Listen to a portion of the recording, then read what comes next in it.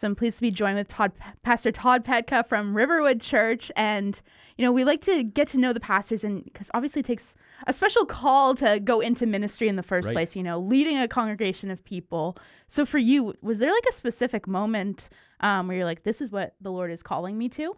Yeah, I think it was probably in the back of a chemistry class in grade 11. Old school, leaning up against a radiator. Beaker was the teacher. That's what we nicknamed our chemistry teacher out of the Muppets, and he was talking about stuff I did not understand, and I felt like the Lord spoke to me in that moment that I was going to become a pastor. And so from there, I went to Capernwray for a year, and then Winnipeg Bible College, which is now Providence, and the rest is history. So just because you're just like, okay, science, not really what I want to do. Not what I wanted to do at all. But yeah, the Lord just used that moment to really, and I was so incredibly insecure. Like I wouldn't say that I latched onto it or embraced it at that moment. I think it was a lot later that I finally grew into it. Yeah. And what was that turning point for you then? Was it just like, okay, I've tried to do whatever I want to do, and it's like it's not working? So yeah, I graduated from Bible college with my wife and applied for my first youth pastor job. Was royally turned down. Was not what they wanted. Was not. I was substandard to what they wanted. Broke my heart. Went into the plastics industry for a year and a half, and finally got the courage up to apply for a youth pastor internship. And I think that's where I began to kind of, dip my toes into ministry, and it was really a growing thing. So it wasn't till a year after that I became a pastor. And you mentioned your wife too, which she's on staff at Riverwood as well. Yeah, she's one of our pastors as well. She's a pastor of care and marriage. So what is that like, getting to work alongside of her and just do ministry with her? Yeah, it's we're not a lead pastor couple. We're both on staff separately, and but I love it. I mean, I know some spouses can't work together. We work really well together, but we do have that challenge of bringing work home with us all the time. We have to be very careful to put those boundaries in place. Otherwise, it can become just all ministry and all work, and we have to be really careful with that. Absolutely. And, something that Riverwood does that's a bit different than other churches is not only do you have multiple locations, but they're all pretty close together. Yeah, the rule really in doing multi-site is don't go anywhere closer than a 20-minute drive. And we're about a 1-minute walk with our multi-site. So we have 6 buildings. All of them but one are recycled historical buildings in the community. And we've got multiple services in those different buildings. And there's a story behind that. Maybe I can just kind of tell you real quick. Absolutely. So we were outgrowing our initial space, which is called the factory. It was an old commercial door factory.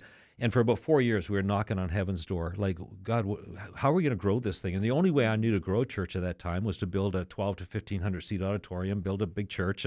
But we were committed to the Elmwood community, didn't see anything in the area that could handle a space like that. So for 4 years, it felt like we were just kind of bumping up against roadblocks. And I heard of a conference down in San Diego, and the tagline on it was "Growth changes everything." And so I registered for the conference. My wife and I went down there. Conference was good. Their story is what changed our story. So their story was that they had a church of about 2,000 people. They had purchased a piece of land. They were going to build a 2,000-seat auditorium. And the community rose up against them. So we don't want your mega church in our community. So for 4 years, they blocked them. But this church continued to grow. And 4 years later, the city council finally came and said, okay, you can now build your mega church, 2,000-seat auditorium. And they said, oh, no. We've grown so much numerically. We no longer want a 2,000-seat auditorium. Now we want an 800-seat auditorium. And everybody scratched their heads. Going, that doesn't make any sense. Yeah. And the pastor said this. He said, we've learned something, that leaders like it big, but people like it small. So what they ended up doing is they ended up building 6 worship venues on their one campus, none of them bigger than 800 seats. They have lots of different kinds. They order theirs by music. So they have a rhythm and blues. They have a hymn sing. They've got a jazz sort of thing. They've got a youth one, and they got all. Anyway, long story short, they've got 17 services, and they've got 14,000 people, and no auditorium bigger than 800 because they wanted people to be able to see each other and get to know each other. We came home and realized that there was a fire hall right around the corner from where we were for sale, and there was a warehouse at the very same time for sale. So we managed to buy them both, and we decided to do this model where we would have multiple services within a block that would keep us in the local community, but keep all of our services small so that people could get to know each other. Absolutely. And I think that's a really cool point because I mean, it's cool to like go to a big church and there's tons of people, but I mean, being the body of Christ, getting to know people and getting to build relationships, like that's what it's all about. And don't get me wrong, I love the big churches. In fact, there are many times when I wish we had a 2,000-seat auditorium, but God hasn't called us to that. So every church has their own thumbprint of God on it, and this just happens to be ours. So not that one is better than the other. Same thing. God hasn't called us to the perimeter or to the suburbs. It doesn't mean that it's better or worse. It's just this is the area that God has called us to. And because of that, we took these great big rocks from the quarry and we planted them in the community, telling our community, we're not going anywhere. This is where we're setting up shop and this is where we're staying. So we really are in the Elmwood community for the local community and to care for that community because that's where God's called us. Yeah. And, mentioning the different locations and mentioning the one in San Diego that you went to, like how they kind of differentiate. So it's kind of like each one kind of had its own twist, but still ultimately the same message. So, for you, like the factory, the warehouse, the fire hall, like what's the difference between those? Yeah, we really kind of scratched our heads and, we weren't going to be distinct by different kind of music style or anything like that. And we said, we're just kind of hoping that people will find their own space and their vibe. And actually, each of our worship gatherings has its own personality. So our fire hall is like 75 to 100 people. It maxes out at 100 people. It is so community oriented. It's a really it's more of an acoustic kind of place. The factory has 3 services, and it's more of it's where we broadcast our live stream from. So there's a little bit more production there. The warehouse is lots of kids, piles of kids. If you got little kids, in fact, we've outgrown because of the kids, and it's a really lively kind of place. So each one of them has developed their own personality, which is kind of neat to see. And then you as like the lead pastor, how do you manage that? Because I'm sure you want to get to all of them. You want to see everybody. And well, and whoever's all of our staff kind of rotate, and that's the beauty of being within 1 minute walk from each other. So whoever preaches on the weekend at Riverwood ends up preaching 4 times live. So we are managing to run between sites, and we have it timed in such a way. There's one of our sites right now that is video fed and like for the message, and that's just all they've ever known, and they love it. They love it that way. They don't want to see me when I go there. It's like, no, we don't want you. We want the video. So, but all the others are live, actually. Yeah. Wow. So you get your steps in while you're preaching. You just show up. You're like, I'm ready to. Yeah. The worship has happened. The hosting has happened. The prayers happened, and whoever's teaching just kind of walks right in and sometimes it gets a little tight. Sometimes we have to run and we're kind of out of breath. Yeah. You're like, the Spirit of God is moving. You can't stop that. That's right. So, okay. So kind of, focusing on your church, like what have you seen? I guess you have this interesting perspective of multiple buildings, the same neighborhood. So how have you seen God kind of work through your church and through your congregation? Yeah. It hasn't been easy. I would say that our philosophy is kind of keep our heads low and just serve the community. So we interact with probably around 500 people every week that don't come to a church service, but we service them. We care for them. So whether it's our food bank, our vulnerable moms, abused mom support groups, whether it's our kids clubs in the community, sometimes we do cooking classes. We have a soup kind of lunch. We have Friday night community stuff. So I think that's one of the things where we just really want to serve people in our community without necessarily getting anything back. And that's really become part of the distinction of who we are. With our food bank and things like that. But at the same time, we've got small groups and discipleship and youth groups and young adults and all those sorts of parts of it as well that are functioning throughout the week. So it's kind of multiple communities, and it's not just people from our local community that come to Riverwood. We have people who drive a long distance to come because they feel like God's calling them to be part of the mission.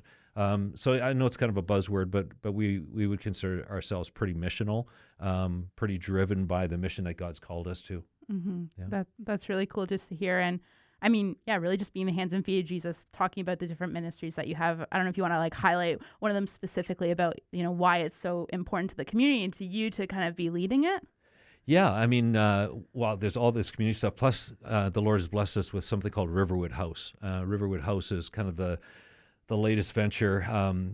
Our community pastor and myself, we would always walk next to the fire hall. There was kind of this derelict apartment building that had 6 suites in it and was always run down. And we used to always dream, like, wouldn't it be cool if God gave us those 8 suites to begin some transitional housing?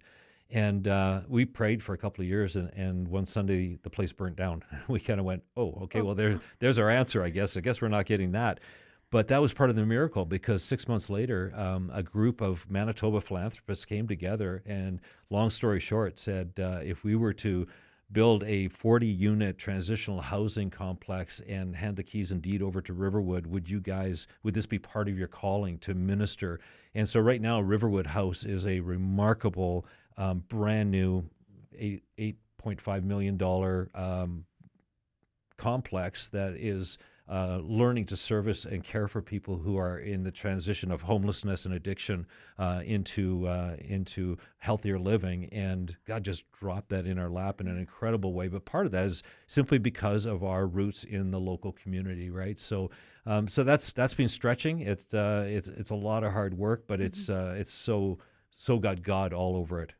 And I mean, as far as like other things, what else are you just so excited about, just to see how God's going to use Riverwood? You know, whether it's through the church, whether it's through one of the community groups or one of the other ventures, or something else that maybe hasn't even happened yet, or it's in the works. Yeah. Well, you know, our young adults and our student ministries is incredibly vibrant. The Collide Conference just happened.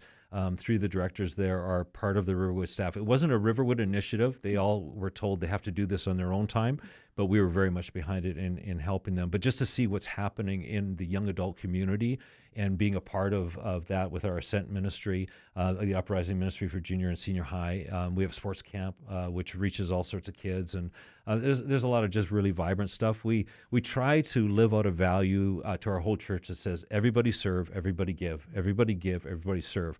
Now, it doesn't mean that everybody gives or serves, as you can imagine, in any typical church setting, but we're trying to stretch that and help everybody own their church as somebody who contributes, doesn't just attend or doesn't just watch, but actually contributes and finds their place of serving, right? So we got a lot of, coming out of COVID, we have many ministry opportunities and volunteer opportunities that are empty, and we need more help.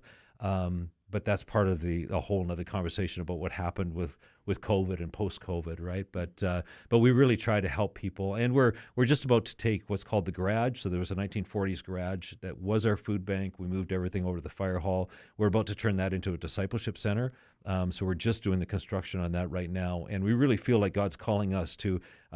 We have small groups, we have weekend services, but we just need to have more of that discipleship class sort of setting. We get back to some of that. Mm-hmm. And so we're hoping within the next year to be able to develop that entire, we're calling it Next, and asking people, what is your next step? Do you know what your next step is? And there'll be next learning, there'll be next experiences, next connecting. And so that's kind of the newest thing that we're working on right now. That's so cool to hear. And, you know, maybe someone's watching or listening to this and they're like, I want to be a part of this. I want to help serve. I want to get plugged in. Maybe they're looking for a local church. Maybe they're in Elmwood. Maybe they're not. And they're like, I just want to be a part of it. Sure. Where's the best place for them to find more information of you guys and kind of what you have going on? Yeah, www.riverwood.cc is our website. So everything's on there. People can begin serving probably the second week they come. We have opportunities for first serve opportunities, and then we have ways of helping them discover where they can fit in. And we're in the heart of Elmwood.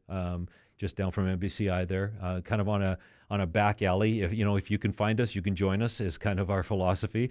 Inconveniently located is what we are. And inconveniently located in Elmwood. Perfect. Well, thank you so much, Pastor Todd, for joining us today. It's great. Thank you.